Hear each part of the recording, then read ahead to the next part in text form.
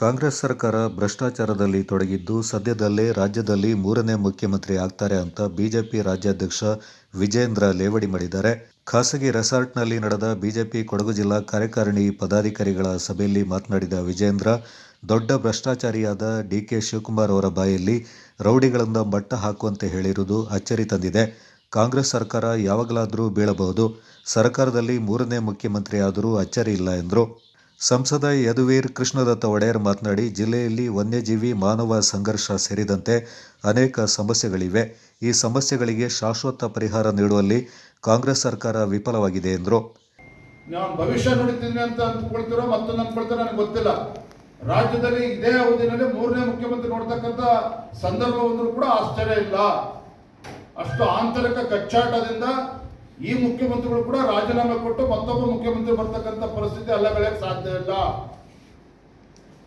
ಇದರ ನಡುವೆ ನಾವು ನಮ್ಮ ಜವಾಬ್ದಾರಿಯನ್ನು ಅರ್ಥ ಮಾಡ್ಕೋಬೇಕಾಗಿದೆ.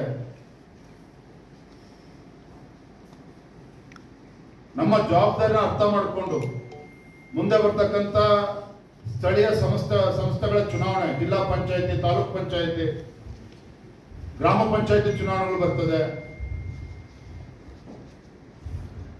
ನಮ್ಮ ಬಂದಾಗ ಯಾವ ರೀತಿ ಕಾರ್ಯಕರ್ತರು ಅವನು ಯಾವ ಜಾತಿ ಯಾವ ವರ್ಗ ಏನೂ ನೋಡೋದಿಲ್ಲ.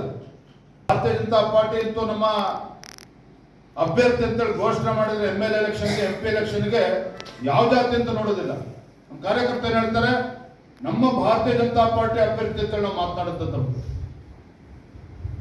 ಹಾಗೇನೆ ನಮ್ಮ ಕಾರ್ಯಕರ್ತರು ಚುನಾವಣೆ ಬಂದಂತ ಸಂದರ್ಭದಲ್ಲಿ ನಮ್ಮ ಚುನಾವಣೆ ನಾವೆಷ್ಟು ಎಚ್ಚರಿಕೆ ವಹಿಸ್ತೀವೋ, ಎಷ್ಟು ಮುತುವರ್ಜಿ ವಹಿಸ್ತೀವೋ, ನಮ್ಮ ಕಾರ್ಯಕರ್ತರ ಚುನಾವಣೆಯನ್ನು ಕೂಡ ನಾವು ಬಹಳ ಗಂಭೀರವಾಗಿ ತೆಗೆದುಕೊಂಡು ಅವ್ರಿಗೆ ಶಕ್ತಿ ತುಂಬುವಂತ ಕೆಲಸವನ್ನು ಮಾಡಬೇಕು, ಅವ್ರು ಗೆಲ್ಲಿಸ್ತಕ್ಕಂಥ ಕೆಲಸವನ್ನು ಕೂಡ ಮಾಡಬೇಕಾಗಿರುವಂತ ಬಹಳ ದೊಡ್ಡ ಜವಾಬ್ದಾರಿ ಕೂಡ ನಮ್ಮ ಮೇಲಿದೆ. ರಾಜ್ಯದಲ್ಲಿ ವಿಧಾನಸಭಾ ಚುನಾವಣೆಗಳು ಯಾವಾಗ ಬೇಕಾದ್ರೂ ಬರ್ಬೋದು, ಯಾವಾಗ ಬೇಕಾದ್ರೂ ಕೂಡ ಬರ್ಬೋದು. ಎಲ್ಲ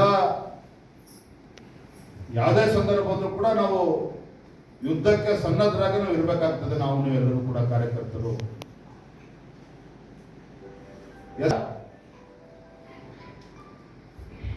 ಸ್ಪೆಷಲ್ ಇಂಟೆನ್ಸಿವ್ ರಿವಿಷನ್ ಮತದಾರ ಪಟ್ಟಿ ಪರಿಷ್ಕರಣೆ ಇದನ್ನು ಭಾರತೀಯ ಜನತಾ ಪಾರ್ಟಿ ಮಾಡ್ತಾ ಇರೋದಲ್ಲ, ನರೇಂದ್ರ ಮೋದಿಜಿಯವರು ಮಾಡ್ತಾ ಇರುವಂತದ್ದಲ್ಲ. ಈ ದೇಶದ ಚುನಾವಣಾ ಆಯೋಗ. ಇದರ ನಡುವೆ ಅಭಿವೃದ್ಧಿ ಇಲ್ಲದೆ 3 ವರ್ಷಗಳಿಂದ ಕಿತ್ತಾಟದಿಂದ, ಕಾಂಗ್ರೆಸ್ ಪಕ್ಷದ ಕಾಂಗ್ರೆಸ್ನ ಆಂತರಿಕ ಕಚ್ಚಾಟದಿಂದ ಕಳೆದ 3 ವರ್ಷ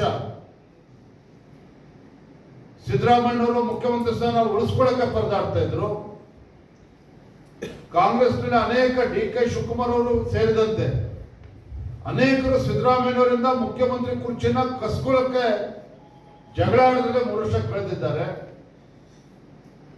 ಈಗ ನೂತನ ಮುಖ್ಯಮಂತ್ರಿಗಳು ಅಧಿಕಾರ ವಹಿಸಿಕೊಂಡ್ರು ಸಹ DK ಶಿವಕುಮಾರ್ ಅವರು 3 ವರ್ಷ ಮುಖ್ಯಮಂತ್ರಿ ಕುರ್ಚಿ ಕಸ್ಕೊಳ್ಳಕ್ಕೆ ಕಿತ್ತಾಟ ಮಾಡಿದ್ರು.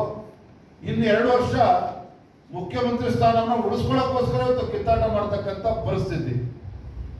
ಹೀಗಿದ್ದಾಗ ರಾಜ್ಯದಲ್ಲಿ ಅಭಿವೃದ್ಧಿ ಕಾಣೋದಕ್ಕೆ ಸಾಧ್ಯ ಇದೆಯಾ? ಮುಖ್ಯಮಂತ್ರಿಯಾಗಿ ಅಧಿಕಾರವನ್ನೇನೋ ವಹಿಸಿಕೊಂಡ್ರು. ಮಂತ್ರಿಮಂಡಲದ 2ನೇ ವಿಸ್ತರಣೆ ಕಾಯ್ತಾ ಇದ್ದಾರೆ. ಡಜನ್ ಗಟ್ಟಲೆ ಶಾಸಕರು ಈಗಾಗಲೇ ದೆಹಲಿನಲ್ಲಿ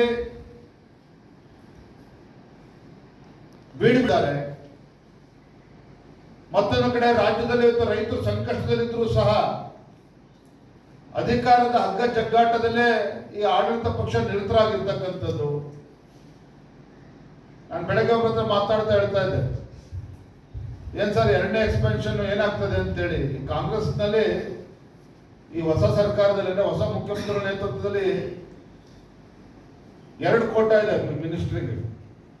ಕ್ಯಾಬಿನೆಟ್ ಅಲ್ಲಿ ಯಾರ್ಯಾರು ಸಚಿವರು ಆಗಬೇಕು ಅಂತ ಹೇಳಿದ್ರೆ, ಒಂದು ಮ್ಯಾನೇಜ್ಮೆಂಟ್ ಕೋಟ ಇದೆ, ಮತ್ತೊಂದು ಪೇಮೆಂಟ್ ಕೋಟ ಇದೆ. ಮ್ಯಾನೇಜ್ಮೆಂಟ್ ಕೋಟ, ಪೇಮೆಂಟ್ ಕೋಟ, ಇವೆರಡು ಕೋಟ ಇಟ್ಕೊಂಡಿವರು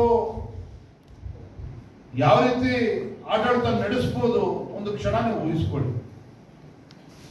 ನೋಡಿ, ಇನಿಷಿಯಲ್ ಇಂಡಿಕೇಶನ್ ಏನಾಯ್ತು, ಕೃಷ್ಣ ಬೈರೇಗೌಡರು ಯಾಕೆ ಡೆಲ್ಲಿಗೆ ಹೋಗಿ ಕೂತಿದ್ದಾರೆ 1 ವಾರ ಗಟ್ಟಲೆ ಅಂತ ಹೇಳಿದ್ರೆ, ನಮಗೆ ಖಂಡಿತ ನಮಗೆ ಮಾರಕ ಆಗ್ತದೆ, ನಮಗೆ ತೊಂದರೆ ಆಗ್ತದೆ, ಮುಂದೆ ಪಕ್ಷದ ಭವಿಷ್ಯಕ್ಕೂ ಕೂಡ ಕೊಡ್ಲಿಪೆಟ್ಟು ಬೀಳ್ತದೆ.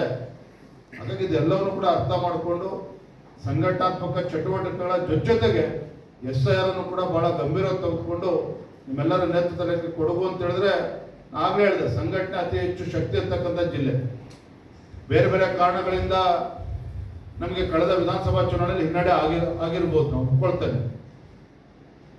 ನಮ್ಮ ಕೆಲವು ತಪ್ಪುಗಳಿಂದನೂ ಕೂಡ ಹಿನ್ನಡೆ ಆಗಿರ್ಬೋದು, ಅದು ಕೂಡ ಒಪ್ಕೊಳ್ತೇನೆ. ಆದರೆ ಇದೆಲ್ಲವನ್ನೂ ಕೂಡ ಬದಿಗಿಟ್ಟು ರಾಜ್ಯದ ಮುಂದಿನ ಭವಿಷ್ಯದ ದೃಷ್ಟಿಯಿಂದ ನಾವೆಲ್ಲರೂ ಕೂಡ ಒಟ್ಟಾಗಿ ಒಂದಾಗಿ ಸಂಘಟನೆಯನ್ನು ಕೂಡ ಬಲಪಡಿಸೋಣ. ಮತ್ತೆ ಬಹಳ ಪ್ರಮುಖವಾಗಿ ಹೊಸ ಮತದಾರನ ತಲುಪುವಂತ ಕೆಲಸ ಆಗ್ಬೇಕು.